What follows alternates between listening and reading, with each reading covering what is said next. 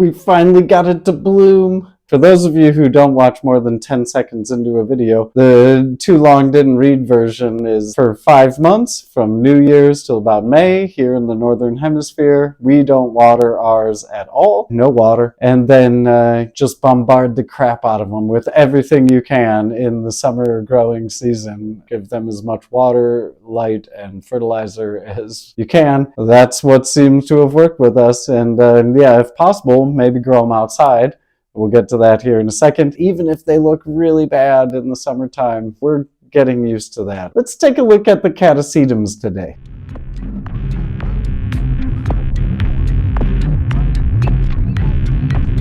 Hey plant peeps, I'm Travis, and thanks for checking into El Pilar Orchids. We finally have some success with our Catasetums. We want to share our story with you guys. If you're new to the channel, well, thanks for checking in, and we'll just let you know now, we only have like 7 Catasetums in our collection or related types. So we have a small manageable collection of them, and we'll go through a few of them. However, we finally have some success. Got some blooms here on the Catasetum Logan Archer. Man, I wish you could smell it. It's weird. It is fragrant, and it's got this kind of like weird scent of, it's not exactly floral. I like weird smelling flowers though. For me, this is perfect. Look how wrinkly and weird. It's still got all of its leaves. All the rest of our Catasetums are in dormancy now. We haven't been watering this, but it's, yeah, look at what's happening. It's so weird. I don't know. It's so confusing. So for the record, right now, today is January, the first week in January. So it's just past the new year. And we live in northern Germany. And so the natural day length is pretty short, like 6 hours or something like that. And, you know, we have gotten a few small grow lights this last year, which is where we grow them under now. Now when we bring them inside, we grow them under those grow lights. Well, at least for a couple of them we've grown in our bedroom, like in a quarantine zone. But for most of them, we've grown them there, and one of them we've grown at our school, and we finally brought it back home now. Really quick summary. So if you're new to the Catasetums or this group of orchids, in our situation, or if you have a similar situation where you're growing inside, like in the Northern Hemisphere, basically what we do is we stop watering them around the new year. So most of these guys, all of these guys have gotten their last watering just last week. We won't water them again. They don't get any water absolutely all the way through about, you know, early to mid-May. Whenever the roots on the plants, you can see them getting, you know, over 5 to 6 inches long, and they're really growing down in the pots, and you can see them maybe coming out the bottom. You know, when the new roots really get long, that's when you want to start watering them again. So you just got to keep an eye on the plants. They need this strict dormant period for most of them, although, you know, there are fluctuations and you can get away with watering a little bit for some of them. And yeah, of course, like any group of orchids, there's exceptions and a range of care. Just a quick non-orchid interlude. For those who follow the channel, you've seen this little succulent cutting that we took about 3 weeks ago now. We cut this succulent, maybe a month ago, actually. Yeah, we just set it here on the cabinet to callus off the end of the growth. It's getting a new root, but this thing has bloomed now without, you know, I just maybe drawing kind of a comparison between these succulents and the Catasetums. You know, they don't get any water and yet they still bloom. And actually noticed here a couple days ago, there's a second bloom spike coming out on the other side. Oh, silly. We wanted to show you the plants in situ, but oh man, the technology isn't cooperating us. Like, try 15. Whew.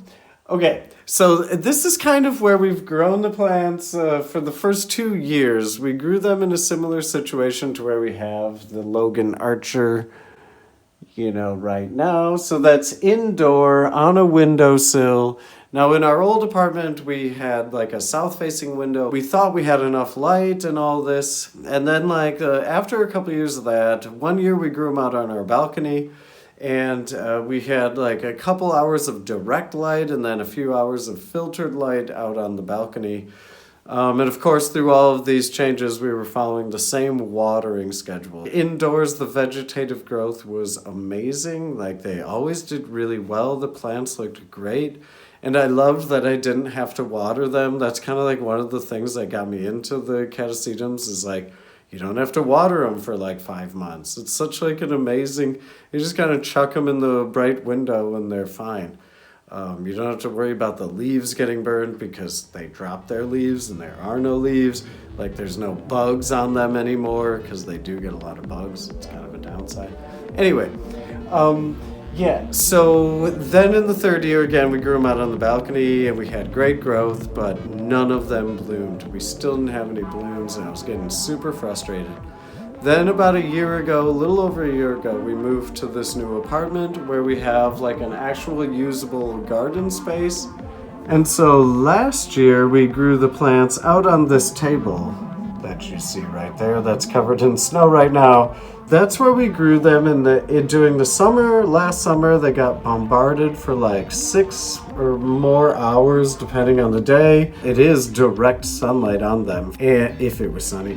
And yeah, then when it rained, they got completely waterlogged and filled up. And then we would come out, if it was raining at night, which it usually was, I would like come out and drain the pots in the morning.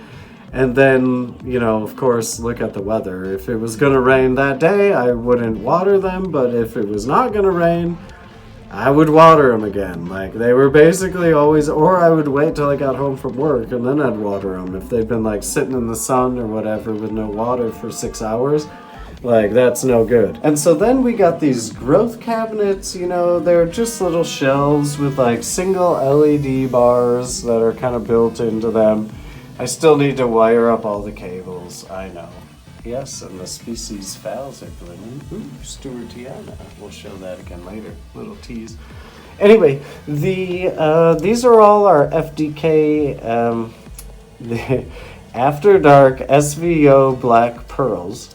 That's the full technical name. I think I'm getting it right. I hope. Anyways, these are Fred Clark Aras. Fred Clarkiaras. They have like black blooms. What I was hoping were spikes on these, I actually think now may just be new pseudobulbs, which I don't want to sound disappointed about. But yeah, then it's like now I gotta, like the scheduling, I'm gonna have to be super patient with watering. The scheduling may be off when they come back. They'll grow roots, and when you see them again, like down at the bottom, 5-6 inches, that's when you want to water. So all these FDKs, we have a couple growing in semi-hydroponics. This was the division that we took from this plant last year. So you can watch all those videos. We'll link to the playlist here in the description so you can see the story of these plants over the last couple of years. But basically this plant, is in bark and leca. We did repot it last year and it's growing a new growth. I'm going to tip everything over from like the middle of the plant, which is great, except it's going to crawl and be on top. And now I got to wait to water. I really don't think that's a spike. I think that's a new pseudobulb. Comment below what you think, if you think it'll be a pseudobulb or a spike.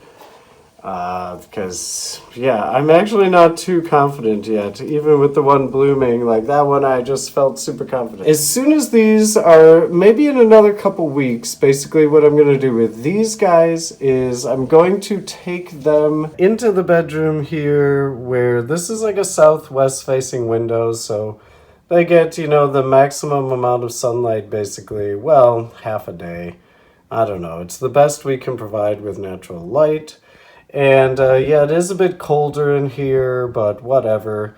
I mean, they're in dormancy, and this is what we've done every year, and they've been fine. So we're just going to keep doing this. I chopped the leaves off of this. This had full green leaves, as did this one up until a few minutes ago. They had full green leaves. Oh yeah, they're still right there. You can see them. I just chopped them off, and yeah, because I want to force these ones into dormancy. So this is the brand new one that we just bought a few weeks ago, 3 weeks ago or so. This is Catasetum pileatum, a species, supposedly white-flowered Catasetum. Schwerte, when we went there, all of their Catasetums, they had like 3 or 4 different types that we saw in like one group, and all of them were in like hard dormancy already. This is a macroglossum, another species. This one is in bark. We've never repotted it from what it was, and it has never bloomed. This is the one that, if you follow our channel, maybe you've seen this one. We've discovered, where's the hole? It's got a big hole in the new growth right there where that brown spot is. And it's hollow up in the pseudobulb for like an inch or more hollow. So yep, it's still holding on. It's been that way for 6 months or something probably, and still holding on, but you can see how wrinkly. I don't know what I'm going to do. Maybe divide this one. We'll see. Forcing it into dormancy, and then this guy here is another one of our hybrids. This is the Portuguese star slash lucis. If you want to see the longer version kind of story of all of these Catasetums, then, check this playlist right over here. Check that playlist. Thanks for checking in, guys. Hope you have a good one, and we will see you back here at Orchids soon.